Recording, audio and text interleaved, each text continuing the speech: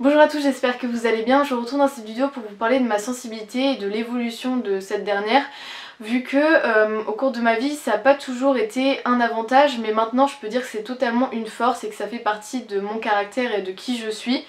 Donc quand on parle d'hypersensibilité, les gens imaginent surtout des personnes susceptibles qui ont la larme facile, et certes ça peut être une facette de l'hypersensibilité, mais il n'y a pas que ça, et je voulais un peu parler de comment en faire une force et comment vraiment exploiter ses bons côtés dans cette vidéo. Et donc c'est surtout lors de la petite enfance que l'hypersensibilité se manifeste beaucoup par une grande émotivité, puisque les enfants ont plus de mal à contrôler leurs émotions, ils sont épris de leurs émotions et ils n'arrivent pas trop à les reconnaître, donc elles sortent toutes seules et c'est pas du tout une mauvaise chose, il faut jamais gronder un enfant pour ça.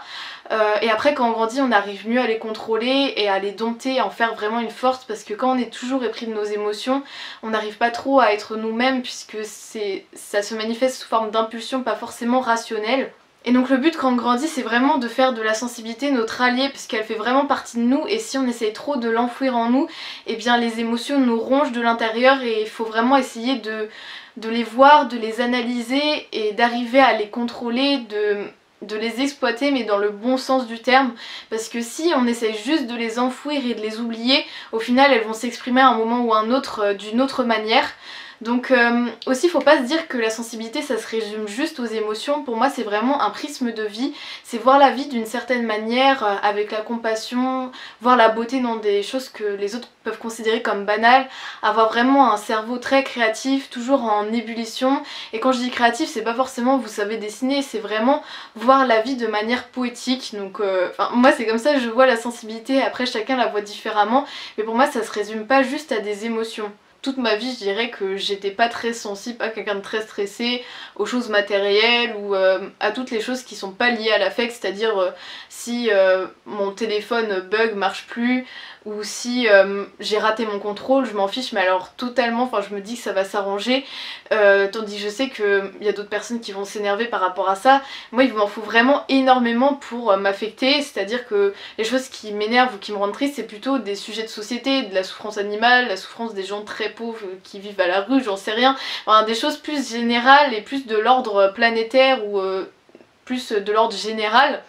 et moins des choses du quotidien, ou alors si je fais souffrir quelqu'un. Mais en fait je dis pas qu'il faut être je m'en foutiste, parce que faut pas s'en foutre de tout, c'est pas du tout une bonne solution, mais au moins essayer de se détacher des choses matérielles ou des choses sur lesquelles on n'a aucune emprise, comme le fait que votre grille-pain ne marche plus. Bah, si vous êtes affecté par ce genre de choses ça va être très dur à vivre en tant que personne sensible. Donc je dirais que par rapport aux objets ou les choses sur lesquelles j'avais pas d'emprise, j'ai jamais été vraiment affectée, mais en tant que personne sensible, je dirais que c'est plus par rapport aux interactions sociales avec les autres qui m'a vraiment affectée, où j'avais du mal à le vivre, parce que j'étais clairement un cas social quand j'étais petite, c'est-à-dire que le moindre bruit trop fort en tant que personne sensible, aussi par rapport aux cinq sens, bah, ça me faisait pleurer. Si quelqu'un éternuait je pleurais, c'était vraiment abusé. Si quelqu'un haussait la voix, mais juste, même pas pour gronder en fait, si la personne haussait d'un ton, et bah ça me faisait pleurer. Si quelqu'un arrivait vers moi en courant, j'avais peur et je me cachais et je pleurais. C'est-à-dire comme un, je sais pas, un chat apeuré. Et ça j'ai vraiment dû faire un travail sur moi-même pour être sociable et arriver à ne pas surréagir à la moindre petite stimulation, parce que l'hypersensibilité c'est pas que mental, ça peut être aussi physique. Et justement ça a été vraiment un travail que j'ai fait socialement pour arriver à me détacher du regard des autres, à ne plus surréagir à chaque interaction sociale, et à arriver à accepter le son fort aussi. Et donc parce qu'avant aussi quand quelqu'un était déçu de moi c'était vraiment la fin de ma vie, c'est-à-dire que je voulais pas du tout décevoir autant mes professeurs que mes parents, donc j'essayais vraiment d'être l'élève parfaite, la personne parfaite, et sinon ça me faisait pleurer. Tandis que maintenant j'ai vraiment réussi à me détacher de ça, et donc pour moi c'est vraiment une victoire, même si ça peut paraître évident pour certaines personnes. Si ça peut vous donner du courage pour essayer de travailler sur vous-même, voilà, j'ai réussi à me détacher totalement de ça, et maintenant le regard des autres c'est vraiment, ça passe en second plan, même si je le prends quand même en compte. Donc au final mon hypersensibilité de quand j'étais petite,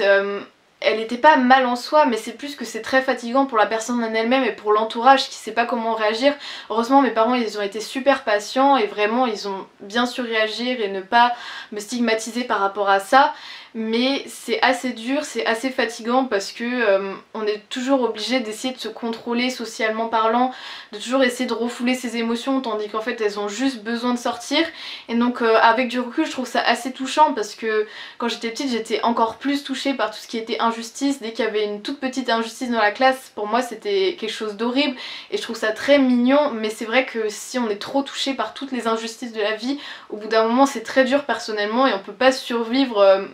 mentalement si on est trop touché par chaque chose. Donc heureusement j'ai réussi un petit peu à m'endurcir par rapport à ça parce que certes c'est important d'être sensible et empathique, mais tant que ça nous touche pas trop nous-mêmes quand même il faut avoir du recul et justement c'est pour ça que je fais cette vidéo, c'est pour essayer de vous inciter à prendre du recul sur toutes les situations et vous dire que vous n'avez pas d'impact sur tout et les choses qui sont indépendantes de vous, et bien il faut essayer de dédramatiser et vous dire que de toute façon ça changera rien si vous faites quelque chose. Je sais que c'est impossible de demander ça à une personne hypersensible, mais je vous le demande quand même, essayez de prendre du recul pour votre propre bien. Mais par rapport à la sensibilité, il faut surtout pas se réfugier dans son monde et se dire que et éviter en fait toutes les informations qui pourraient nous heurter ou toucher notre sensibilité, parce que c'est se voiler la face dans ce monde en fait. Il vaut mieux être conscient et essayer un petit peu de changer les choses à d'autres manières, même si on sait qu'on pourra pas tout faire et que ça va nous énerver intérieurement, mais comme on est parfois les seules personnes à être touchées par certaines choses, et bien il faut utiliser cette sensibilité pour changer les choses parce que les autres n'auraient pas forcément été touchés par les mêmes choses et rien n'aurait changé si des personnes sensibles ne s'étaient pas posé des questions et ne s'étaient pas renseignées sur certains sujets qui touchent à l'humanitaire ou à l'aide entre êtres vivants en général ou ce genre de choses. Donc c'est très important qu'il y ait des personnes sensibles qui essayent de changer les choses et de mettre la main à la pâte. Je dirais vraiment cette expression mais on va la dire. Et donc pour moi la solution pour arriver à mieux gérer son hypersensibilité c'est vraiment de prendre du recul et de regarder ses émotions de l'extérieur. Donc ça c'est vraiment quelque chose que j'ai fait et maintenant justement je ferai une vidéo là-dessus parce que je trouve que j'ai pris trop de recul et que j'arrive plus trop à me connecter à mes émotions maintenant, puisque quand on arrive à trop suranalyser au final on se détache de ses émotions. Mais juste observer vos émotions et vous dire pourquoi je ressens ça à tel moment, puisqu'il y a forcément une raison, elles sortent pas de nulle part. Et si vous êtes quelqu'un de sanguin ou impulsif, évitez de réagir sur le moment puisque vous allez forcément le regretter. Justement ça c'est quelque chose que j'ai toujours fait, c'est si j'avais rien à dire de constructif, je ne parlais pas parce que j'avais peur de dire des trucs que je regretterais après, et mieux vaut ne rien dire que de dire un truc qu'on regrettera. Mais je pense que j'ai tellement essayé d'atteindre une certaine vacuité sans en connaître réellement la définition, de vouloir un calme intérieur extrême sans être parasitée par des émotions que je considérais comme avant des parasites et que maintenant je considère comme très importantes,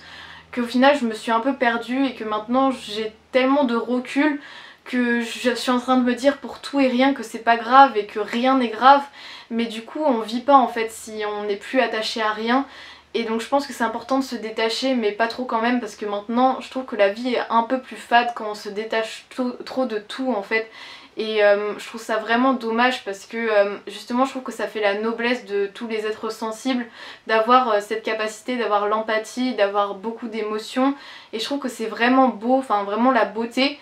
Et je pense que je me suis un peu trop perdue dans des grands principes et qu'au final il faut juste savoir s'écouter, et si on trouve qu'on est trop épris par nos émotions, faire des efforts pour essayer de faire un travail sur soi, mais sans essayer d'aller dans les extrêmes. Parce que de toute façon si on ressent plus d'émotions, bah là c'est de la psychopathie, mais je ne pense pas être psychopathe. Et donc en conclusion, tout ce qui est équanimité, vacuité, tous ces principes spirituels, je pense qu'il faut plus considérer ça comme un fil directeur dans ce que vous voulez envisager et non comme un but, puisque est-ce qu'en soi c'est vraiment souhaitable de contrôler totalement ses émotions? Moi je trouve qu'il y a quand même de la beauté dans l'imperfection de l'humain, dans tout ce qui est contrôle. Enfin le fait qu'on puisse pas totalement contrôler ses émotions, je trouve qu'il y a quand même quelque chose de beau, même s'il faut arriver à ce que ce soit quand même dans la modération. Donc c'est pour ça que j'ai fait cette vidéo d'ailleurs. Excusez-moi, ma caméra coupe tout le temps mais j'avais oublié de la recharger, je voulais vraiment filmer cette vidéo. Donc essayez de vraiment pas diaboliser votre hypersensibilité puisque c'est un cadeau je trouve, et c'est vraiment une qualité incroyable si on sait bien l'exploiter. Donc n'hésitez pas à en parler en commentaire, à débattre là-dessus ou à m'envoyer un message privé, je réponds en général. Et donc à bientôt. N'hésitez pas à vous abonner à mes 2 comptes Instagram selon vos préférences. Il y a mon Instagram principal et mon Instagram d'art. Et aussi à ma chaîne, ça me ferait très plaisir et à bientôt.